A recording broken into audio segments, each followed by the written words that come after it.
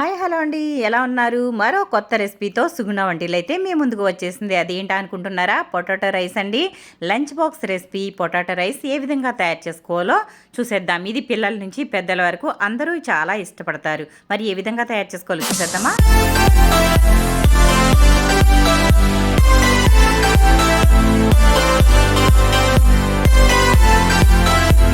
చాలా సింపుల్గా టేస్టీగా పొటాటో రైస్ అయితే చేసేసుకుందాం. ఇక్కడ నేను ఒక ఉల్లిపాయ తీసుకున్నాను, అలాగే 4 పచ్చిమిర్చి సన్నగా కట్ చేసుకున్నాను.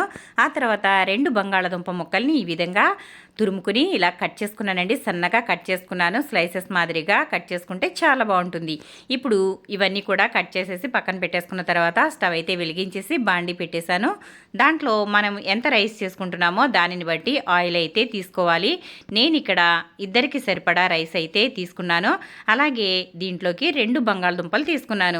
అంటే ఒక మనిషికి ఒక దుంప చొప్పున వేసుకుంటే పొటాటో రైస్ అనేది చాలా బాగుంటుంది. ఇది లంచ్ బాక్స్లోకి బాగుంటుంది. అలాగే అన్నం మిగిలిపోయినప్పుడు కూడా ఇలా రైస్గా చేసుకుంటే చాలా బాగుంటుందండి. మిగిలిపోయిన అన్నంతో కూడా ఇలా చేసుకోవచ్చు.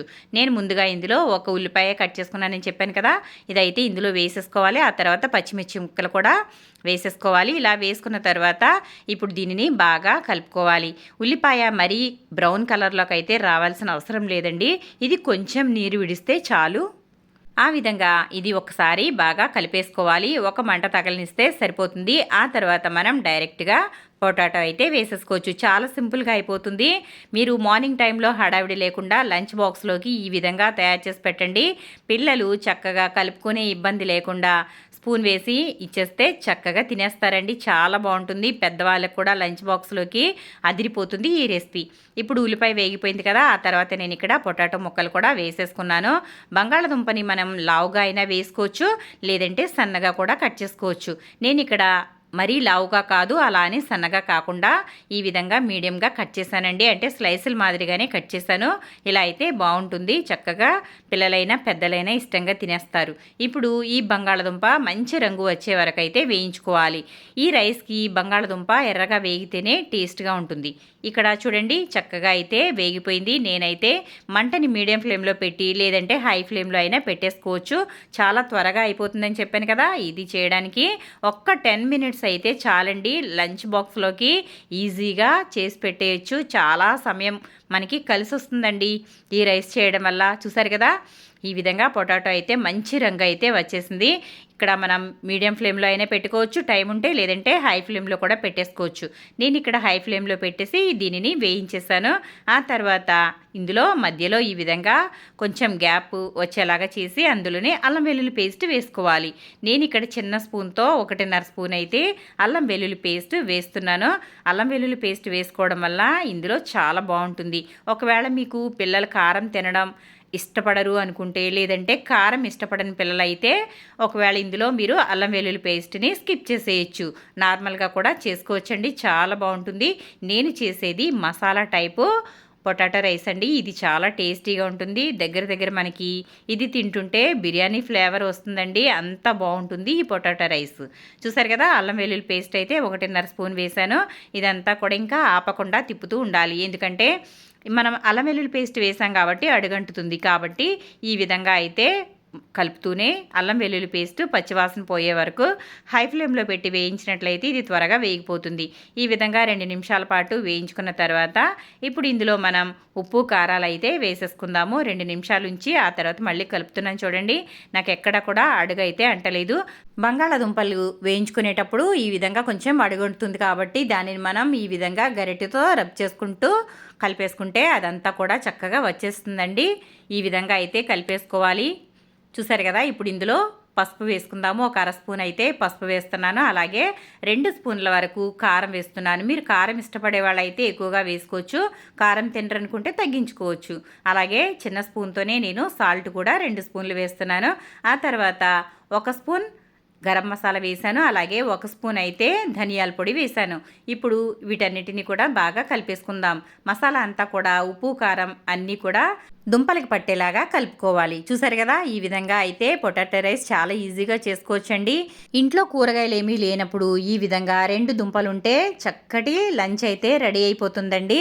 అలాగే పిల్లలకైనా సరే పెద్దలకైనా సరే ఏమీ తోచనప్పుడు ఈ విధంగా ఈ పొటాటో రైస్ చేసి పెట్టండి. కారం కారంగా చక్కగా మసాలా ఫ్లేవర్తో చక్కగా తినేస్తారు.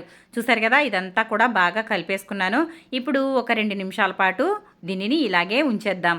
ఎందుకంటే మనం ఉప్పు కారం వేసాం కదా, కాబట్టి ఆ పచ్చివాసన అంతా పోయేలాగా దీనిని ఈ విధంగా ఉంచేసుకుందాం. ఆ తర్వాత మళ్ళీ ఒకసారి బాగా కలుపుకోవాలి. ఇప్పుడు మనం ఇదంతా కలిపేసుకున్న తర్వాత రైస్ అయితే వేసేసుకోవాలి. నేను ఇక్కడ అప్పటికప్పుడు వండిన అన్నమే ఇందులో వాడుతున్నానండి. ఒకవేళ మనం మిగిలిపోయిన అన్నంతో కూడా దీనిని చేసుకోవచ్చు, చాలా బాగుంటుంది. ఇది ఇందులో టేస్ట్ అయితే ఏమాత్రం మారదండి. మిగిలిన అన్నంతో చేసుకోవచ్చు, ఇలా వేడన్నంతో కూడా చేసుకోవచ్చు. నేనైతే మా పిల్లలు స్కూల్కి వెళ్ళేటప్పుడు లంచ్ బాక్స్లోకి ఇలాగే ఇదే చేసి పెట్టేదాన్నండి ఎక్కువగా. ఇంకా రకరకాలుగా రైస్లు అయితే తయారు చేసి బాక్స్లో పెట్టేదాన్ని. చాలా ఇష్టపడేవాళ్ళు. వాళ్ళు కర్రీ కన్నా ఈ విధంగా ఇలా రైస్లు వెరైటీగా చేస్తేనే ఇష్టంగా తింటారండి మా పిల్లలు. కాబట్టి నేనైతే ఎక్కువగా చేసేది ఈ పొటాటో రైస్. చూసారు కదా, ఇప్పుడు ఇదంతా కూడా బాగా కలిపేసుకున్నాము.